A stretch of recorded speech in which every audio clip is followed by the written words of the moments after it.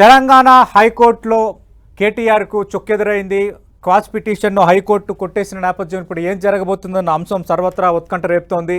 ఇదే అంశంపై మాట్లాడడానికి ప్రస్తుతం ఫోన్ లైన్లో ఉన్నారు సిబిఐ మాజీ జేడీ లక్ష్మీనారాయణ గారు. లక్ష్మీనారాయణ గారు నమస్తే సార్. నమస్తే సతీష్ గారు. లక్ష్మీనారాయణ గారు, మనం చూసాం క్వాష్ పిటిషన్ సంబంధించి నిన్ననే మాట్లాడాం. ఈరోజు హైకోర్టు క్వాష్ పిటిషన్ కొట్టేసింది. ఇప్పుడు ఏం జరగచ్చు? కేటీఆర్ ముందున్న ఆప్షన్స్ ఏంటి? జనరల్ గా క్వాష్ పిటిషన్స్ అన్నవి కోర్టులు యాక్సెప్ట్ చేయవు. ఎందుకంటే చేసిన తర్వాత దానిలో ఇన్వెస్టిగేషన్ జరగాలని కోర్టులు కోరుకుంటారు.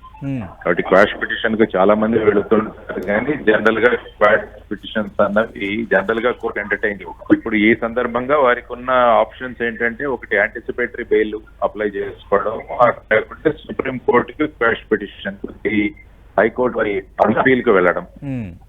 సో ఇది ఒకటి, లేకుంటే మామూలు రెగ్యులర్ ఏసీబీ కోర్టులో యాంటిసిపేటరీ బెయిల్, ముందస్తు బెయిల్ కోసం వారు ఫైల్ మూవ్ చేయడం. ఇలాంటి ఆప్షన్స్ దగ్గర ఉన్నాయి. అంటే జేడీ లక్ష్మీనారాయణ గారు, ఈరోజు క్వాష్ పిటిషన్ను హైకోర్టు కొట్టేసిన తర్వాత కూడా కొంత వాదనలు జరిగాయి.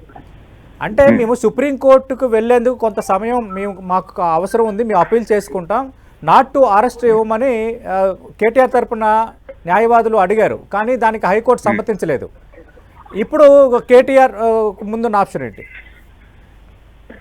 అంతే, ఇక సుప్రీంకోర్టులో వేసుకొని ఇమీడియట్ గా లంచ్ మోషన్ ఏదో ఒకటి మూవ్ చేసుకుని ఇమీడియట్ గా ఈ డిస్పోజల్ అయ్యేంత వరకు అరెస్ట్ చేయవద్దని సుప్రీంకోర్టు నుంచి ఆర్డర్స్ తీసుకురావడం, లేకుంటే ఇక్కడికి వెళ్ళి ఏసీబీ కోర్టులో ముందస్తు బెయిల్ అప్లై చేయడం. సో ఈ రెండు. కాబట్టి ఇప్పుడు సుప్రీంకోర్టు ఆప్షన్ అన్నది నెంబర్ 1 గా వాడు తీసుకోవచ్చు. ఆ తర్వాత సైమల్టేనియస్ గా ఇక్కడ యాంటిసిపేటరీ బెయిల్ కూడా మూవ్ చేసుకోవచ్చు ఏసీబీ కోర్టులో. ఓకే, ఒకవేళ ఈ మీన్వేల్ టైంలో ఏసీబీ అరెస్ట్ చేయొచ్చే కేటీఆర్ని? ఏసీబీకి ఛాన్స్ కానీ, రైట్ కానీ, ఇమ్యూనిటీ కానీ ఉందా? అదేమీ లేదండి, ఎందుకంటే ఇప్పుడు అయిపోయింది కాబట్టి హైకోర్టులో ఈ క్వాష్ పిటిషన్ డిసైడ్ అయ్యేంత వరకు అరెస్ట్ చేయదన్నారు. కానీ క్వాష్ పిటిషన్ డిస్పోజ్ ఆఫ్ అయిపోయింది, తర్వాత వారు కోరినట్టు సమయం కూడా ఇవ్వలేదు. కాబట్టి ఏసీబీ వారికి వాళ్ళ ఆప్షన్స్ ఓపెన్, వాళ్ళు ఏదైనా ఇప్పుడు చర్యలు తీసుకోవచ్చు. జేడీ లక్ష్మీనారాయణ గారు, మనం చూసాం యాక్చువల్గా ఈరోజు కేటీఆర్ ఈడీ విచారణకు హాజరు కావాలి. అయితే క్వాష్ పిటిషన్కి సంబంధించి హైకోర్టులో విచారణలో ఉంది కాబట్టి నాకు ఈడీ విచారణ నుంచి మినహాయింపు ఇవ్వాలని కేటీఆర్ కోరారు. దానికి ఈడీ సమ్మతించింది.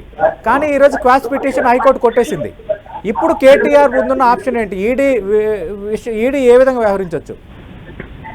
ఈడీ ఇప్పుడు ఈ హైకోర్టు కేసు ఆధారంగా సెక్షన్ 50 నోటీస్ ద్వారా పిలవచ్చు. రైట్, మీ అంచనా ఏంటి సార్? ఇప్పుడు ఒకటి సుప్రీంకోర్టుకి వెళ్ళడానికి ఉన్న ఆప్షన్స్, ఒకటి రెండు ఏసీబీ స్పీడ్ ఎలా ఉండొచ్చు ఇప్పుడు క్వాష్ పిటిషన్ కొట్టేశారు కాబట్టి?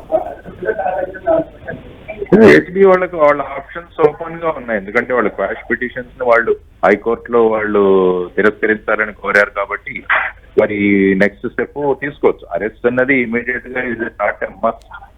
ప్రతి కేసులో అరెస్ట్ చేయాలని ఎక్కడా లేదు. వారి దగ్గర ఉన్న సాక్ష్యాధారాలు, తర్వాత వారి దగ్గర నుంచి ఏ సమాచారం రాబట్టాలన్న ఉద్దేశంతో వారి కస్టోడియల్ ఇంట్రాగేషన్ అన్నది మనకు కావాలి అనుకున్నప్పుడే అరెస్ట్ అవుతుంది. ఎందుకంటే అరెస్ట్ కూడా జస్టిఫై చేయాలి.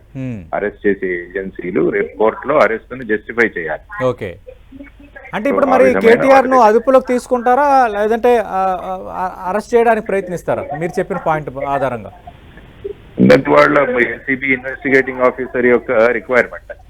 అంటే వారి కస్టడీ కావాలి కంపల్సరీగా అనుకున్నప్పుడే జనరల్ గా, ఎందుకంటే వారి దగ్గర ఉన్న సమాచారం వారికి తప్ప ఎవరికి తెలియదు అన్న సందర్భంగా జనరల్ గా అరెస్ట్ చేయడం జరుగుతుంది.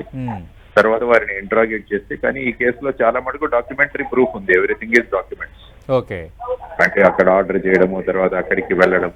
కాబట్టి ఇటువంటి పరిస్థితుల్లో ఏసీబీ అధికారులు నిర్ణయిస్తారు వాళ్ళు అరెస్ట్ చేయాలా లేకుంటే అరెస్ట్ చేయకుండానే ఈ కేసును ముందుకు తీసుకువెళ్లాల్సా అన్నది వారి దగ్గర ఉన్న సాక్ష్యాధారాలు, తర్వాత వారి కస్టడీ రిక్వైర్మెంట్స్ మీద ఆధారపడి ఉంటుంది.